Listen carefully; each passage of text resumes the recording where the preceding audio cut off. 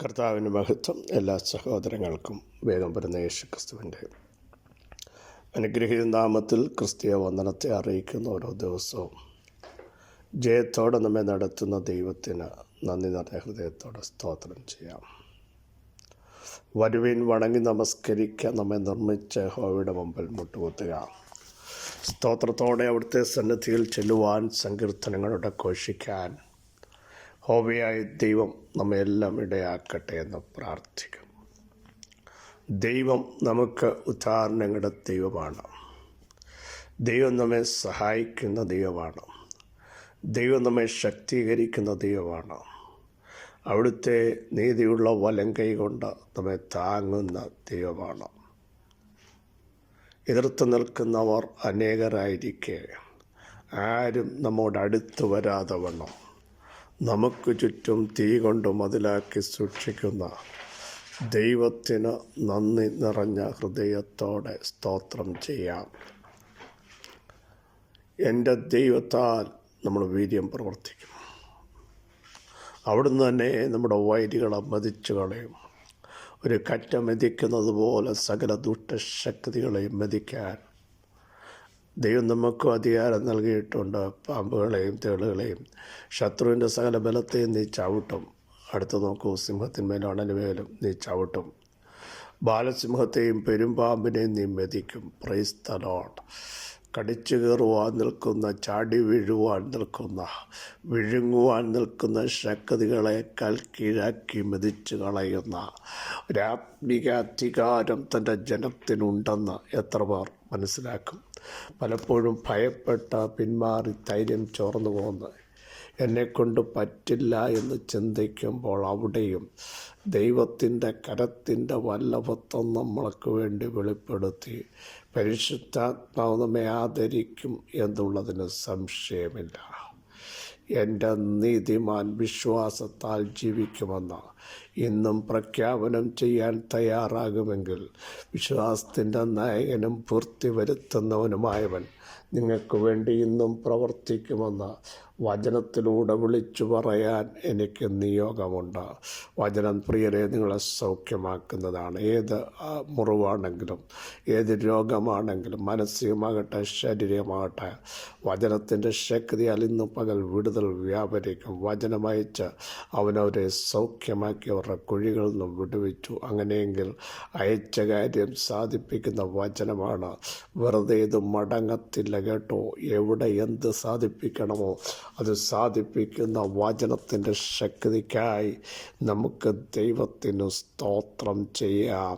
യഹോവയായ ദൈവം നമ്മുടെ ശരണമാകട്ടെ, നമ്മുടെ കോട്ടയാകട്ടെ. നമ്മൾ ആശ്രയിക്കുന്ന ദൈവമാണ് അവിടുന്നെങ്കിൽ ഏത് കാലഘട്ടത്തിലും ഓടിച്ചെന്ന അഭയം പ്രാപിക്കാൻ യഹോവയാം യാഹിൽ ശാശ്വതമായൊരു പാറ ഉള്ളതിനാൽ യഹോവയിൽ അനേകം ആശ്രയം വെപ്പീനെന്ന് പ്രവചന പുസ്തകത്തിൽ വായിക്കുന്നത് പോലെ ആ കർത്താവിൽ നമുക്ക് ആശ്രയം വെക്കാം.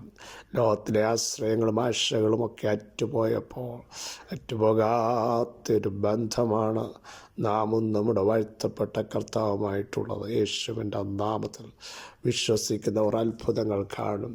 വിശ്വസിക്കുന്നവർ എഴുന്നേറ്റ് വരും. ഇനി നടക്കത്തില്ല എന്ന് ചോദിക്കുന്ന വിഷയങ്ങളില്ലേ, ചിന്തിക്കുന്ന കാര്യങ്ങളില്ലേ, പക്ഷേ വചനം വിളിച്ചു പറയുന്നു, വിശ്വാസത്താൽ അവർ വാഗ്ദത്തങ്ങൾ പ്രാപിച്ചു.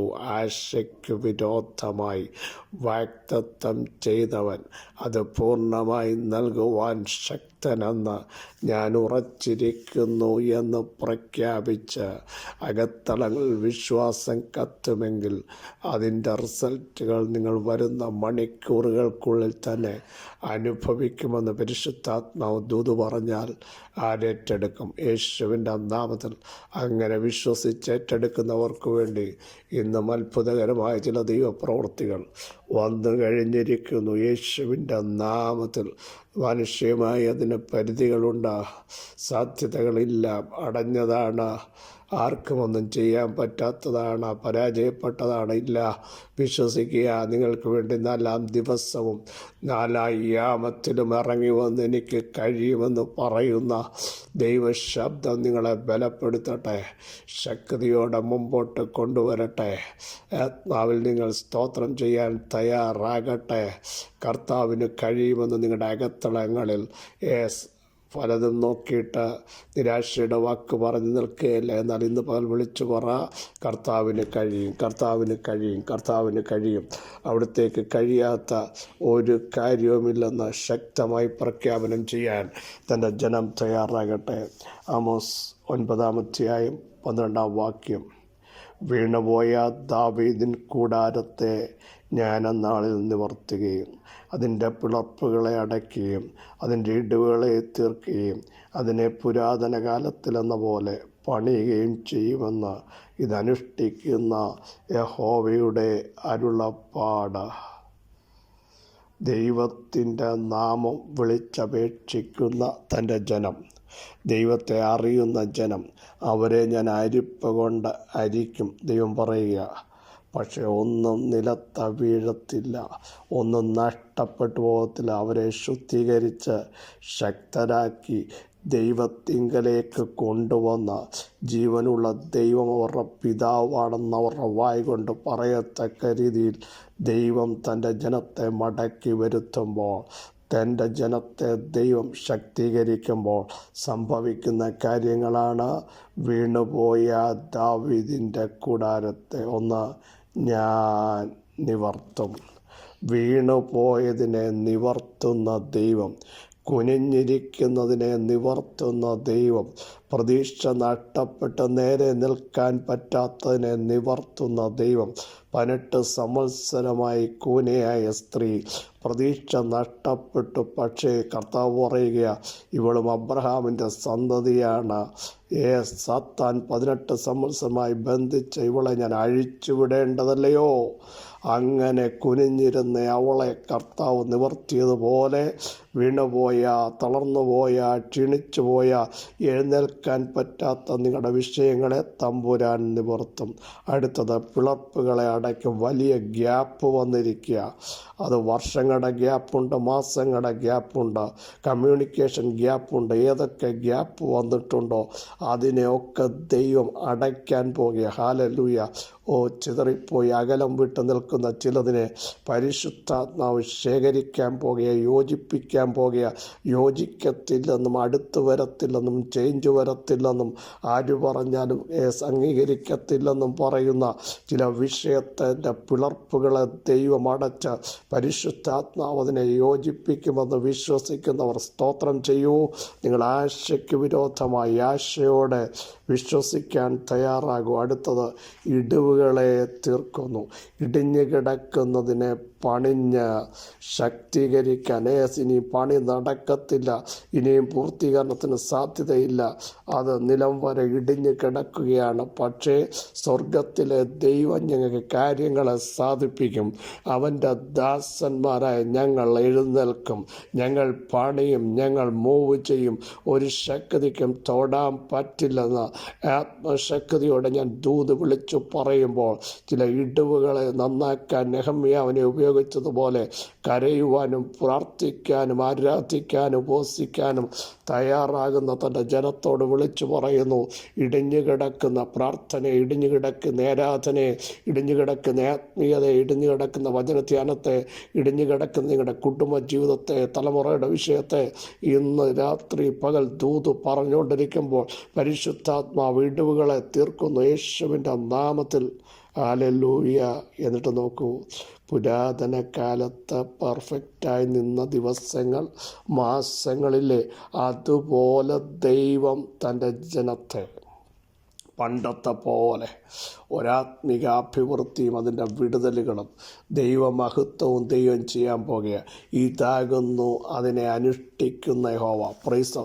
ദൈവം അനുഷ്ഠിച്ചാൽ, ദൈവം ഇടിവ് തീർത്താൽ, ദൈവം കുറവ് തീർത്താൽ, ദൈവം പണിഞ്ഞാൽ, ദൈവം നിവർത്തിയാൽ അതിനെ തടയാൻ ഒരു ശക്തിക്കും സാധ്യമല്ല. ആര് നിങ്ങൾക്കെതിരാകട്ടെ, ദൈവാത്മാവ് പറയുന്നു ഞാനത് ചെയ്യാൻ പോകുകയാണ്. എവിടെ ഇടിഞ്ഞോ, എവിടെ നിന്ന് വരാൻ പറ്റാതെ നാളുകളായി കുനിഞ്ഞ് നടന്ന ഒരാൻസറും പറയാൻ കഴിയാതെ താഴോട്ട് നോക്കി നിൽക്കുന്നവരോട് പറയില്ല, നിങ്ങളുടെ തലകൾ ഉയർത്തി ദൈവത്തിന് മഹത്വം കൊടുക്കത്തക്ക രീതിയിൽ പരിശുദ്ധാത്മാവ് നിങ്ങളെ ടച്ച് യേശുവിൻ്റെ നാമത്തിൽ ഈ വചനത്തിൻ്റെ ശക്തി പിതാവേ ജനത്തിൻ്റെ മേൽ വ്യാപരിക്കട്ടെ. അവർ സ്വതന്ത്രരാകട്ടെ. വീണുപോയവരുടെ വിഷയം, ഉടഞ്ഞുപോയവരുടെ വിഷയം, തകർന്നുപോയവരുടെ വിഷയത്തെ ദൈവം എഴുന്നേൽപ്പിക്കുന്നതിന് സ്തോത്രം, നിവർത്തുന്നതിന് സ്തോത്രം, നടത്തുന്നതിന് സ്തോത്രം, തുറന്നതിന് സ്തോത്രം, ശക്തി വ്യാപരിച്ചതിന് സ്തോത്രം, സൗഖ്യം വ്യാപരിച്ചതിന് സ്തോത്രം, ബലം വ്യാപരിച്ചതിന് സ്തോത്രം. നിങ്ങളുടെ ആത്മാവിൻ്റെ ശക്തിയുടെ വലുപ്പം ഇന്ന് പകൽ ജനത്തിൻ്റെ മേൽ വ്യാപരിച്ച് അത്ഭുതകരമായ ദൈവപ്രവൃത്തി യേശുവിൻ്റെ നാമത്തിൽ ഇപ്പോൾ തന്നെ ചില തലമുറകളുടെ മേൽ, കുടുംബങ്ങളുടെ മേൽ, അഭിഷക്തന്മാരുടെ മേൽ വെളിപ്പെടുത്തി. ഇനി നടക്കത്തില്ലെന്ന് പറയുന്ന ഇടത്ത് തന്നെ ഇതാ ചില തുടക്കങ്ങൾ ദൈവാത്മാവ് സ്റ്റാർട്ട് ചെയ്തിരിക്കാൻ സ്തോത്രം. കൃപ നാർപ്പോട് ഞങ്ങൾ അണിക്കലുക സകല മഹത്വം അങ്ങേക്ക് യേശുവിൻ നാമം തന്നെ. ആമേൻ, ആമേൻ, ആമേൻ. ക്രിസ്തുവിൽ വത്സല സഹോദരങ്ങളെ ധൈര്യത്തോടെ മൂവ് ചെയ്യൂ. നമ്മുടെ ദൈവം ഇടിവുകളെ നന്നാക്കുന്ന ദൈവം. നിവർത്തേണ്ടതിനെ നിവർത്തും, പണിയേണ്ടതിനെ പണിയും. പുരാതന കാലത്തെ പോലെ ആനന്ദവും സന്തോഷവും ഉല്ലാസവും ദൈവം നമ്മുടെ മധ്യേ വെളിപ്പെടുത്തും. ഈ വചനങ്ങളാൽ അവിടെ സഹായിക്കട്ടെ. ക്രിസ്തയേശുവിൽ നിങ്ങളുടെ സഹോദരൻ പാസ്റ്റർ ബിജു മാത്യു.